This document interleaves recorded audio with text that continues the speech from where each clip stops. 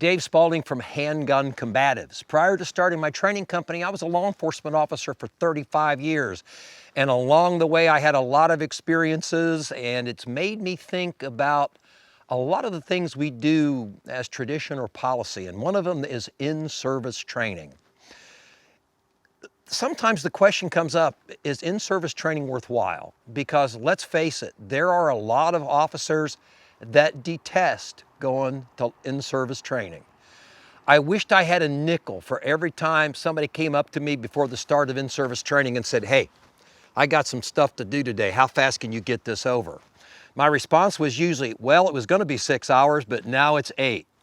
Because in-service training is done for the benefit of the officer. Yes, it's also done for the benefit of the agency, because those agency administrators, something will happen on the street. Well, we've got to have an in-service training class directed at this, because that's usually their knee-jerk reaction.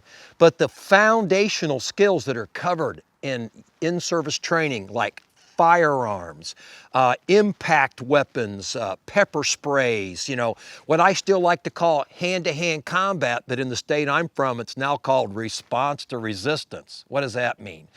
Anyway, you've got to cover these foundational skills because they diminish in time. Everybody says, well, these are perishable skills.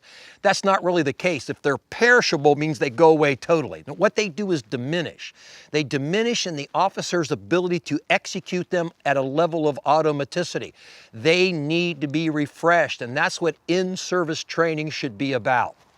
Make no mistake about it, a good in-service training instructor is invaluable. That instructor that really cares about it and really works hard at it, because there's a lot of effort gone into in-service training. Because you know what? Like I said before, a lot of cops hate going to in-service, so you're oftentimes training these people in spite of yourselves.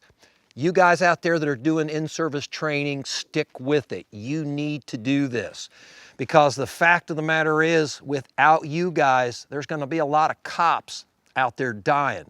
So is in-service training worth it? You bet. Don't get discouraged. Stick with it.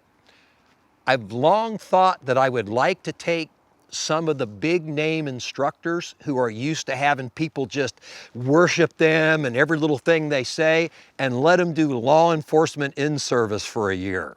See how thankless that job is.